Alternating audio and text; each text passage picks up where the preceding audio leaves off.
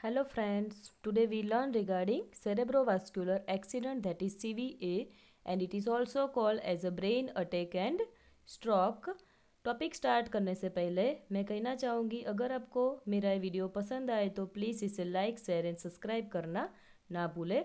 अगर आप दूसरे भी वीडियो देखना चाहते हैं तो प्लीज़ मेरे इस चैनल को सब्सक्राइब करें।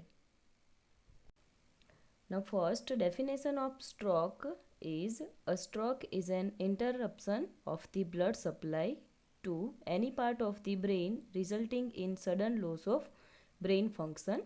It occurs when blood flow of the brain is stopped and oxygen cannot get to that part. This lack of oxygen may damage or kill the brain cells. Death of part of the brain may lead to loss of certain function of body controlled by affected part.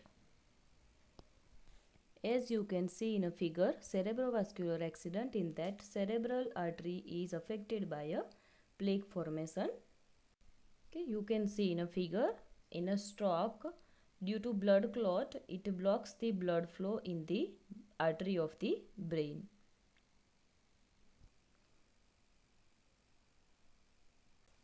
Now types of stroke. There are two types of stroke. First one is the ischemic stroke, is caused by a blood clot that blocks or plugs a blood vessel in the brain. This is the most common type. About 80% of strokes are ischemic. It can happen due to cerebral thrombosis or cerebral embolism. Second type is hemorrhagic stroke, is caused by a blood vessel that breaks and bleeds into the brain. You can see in a figure hemorrhagic stroke and ischemic stroke. Hemorrhagic stroke is in that blood leaks into brain tissue, and in a ischemic stroke, clot stops blood supply to an area of the brain. Due to that, ischemia may occur. Now causes includes cerebral thrombosis. A thrombotic stroke occurs when a blood clot forms in one of the arteries that supply blood to your brain. A clot may be caused by fatty deposits, plaque that build up in arteries and cause reduced blood flow. Then cerebral embolism. An embolic stroke occurs when a blood clot or other debris forms away from your brain, commonly in your heart, and is swept through your bloodstream to lodge in narrower brain arteries. This type of blood clot is called an embolus. Then other is the cerebral hemorrhage. Hemorrhagic stroke occurs when blood vessels in your brain leaks or ruptures. Brain hemorrhage can result from many conditions that affect your blood vessels.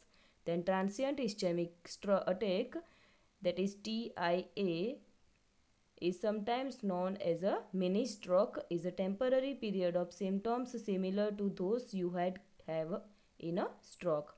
A temporary decrease in blood supply to part of your brain causes TIAS, that is a transient ischemic attack, which may last as little as 5 minutes. Now risk factors includes high blood pressures, then diabetes, heart disease, smoking. When you smoke, you damage your blood vessels and raise your blood pressure. Then a personal or family history of stroke, then age, race and ethnicity. African Americans have a higher risk of stroke. Then alcohol and illegal drug use, not getting enough physical activity, then high cholesterol level, unhealthy diet, having obesity, high blood cholesterol level. Now clinical manifestations includes the symptoms of stroke often happen quickly. They include changes in alertness, that is altered level of consciousness, then sudden numbness or weakness of the face, arm or leg, especially on one side of the body. Then sudden confusion, trouble speaking, sudden vision loss, sudden difficulty in walking, dizziness, then loss of balance or coordination, and sudden severe headache.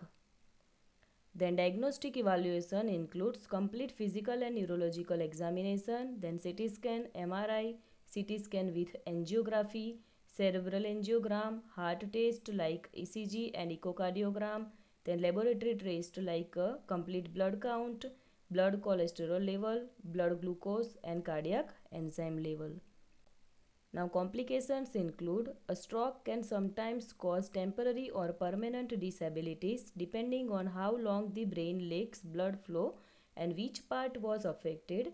Complications may include paralysis or loss of muscle movement, then difficulty in talking or swallowing, memory loss or thinking difficulties, emotional problems, pain, changes in behavior, and self care ability. The now management includes it is a medical emergency, so immediate treatment can save life of a person. Medical management includes thrombolytic therapy, anticoagulant therapy, and managing other medical problems like antihypertensive treatment, anti-diabetic drugs, analgesics, cholesterol lowering agents, oxygen inhalation, and electrolyte balance. Then other is the surgical management includes for hemorrhagic stroke, open brain surgery is required to remove blood clot from brain and repair damaged blood vessels. Then in that carotid endarterectomy, in a carotid endarterectomy, a surgeon removes plaques from arteries that run along each side of your neck to your brain, that is carotid arteries. In this procedure, your surgeon makes an incision along the front of your neck, opens your carotid artery and removes plaque that blocks the carotid artery. You can see in a figure plaque or clot formation in a diseased artery, and you can see healthy artery. Okay, this one is the surgery with catheter and filter remove the clot formation from the artery. Then rehabilitation includes we can use occupational therapy for that type of patient, physical therapy and speech therapy after the surgery. Now prevention includes controlling high blood pressure, that is hypertension, then get blood pressure check regularly, lowering the amount of cholesterol and saturated fat in your diet, then quitting tobacco use, maintaining a healthy weight, eating a diet rich in fruits and vegetables, then exercising regularly and drinking alcohol in moderation. Now, nursing management includes we can make a diagnosis like ineffective cerebral tissue perfusion related to interruption of cerebral blood flow, then impaired physical mobility related to neuromuscular impairment, then impaired verbal communication related to loss of facial muscles control, then disturbed sensory perception related to neurological trauma or deficit, then ineffective coping related to situational crisis, vulnerability, cognitive perceptual changes, then self-care deficit related to neuromuscular impairment, then risk for injury related to neurological deficit. So thank you friends.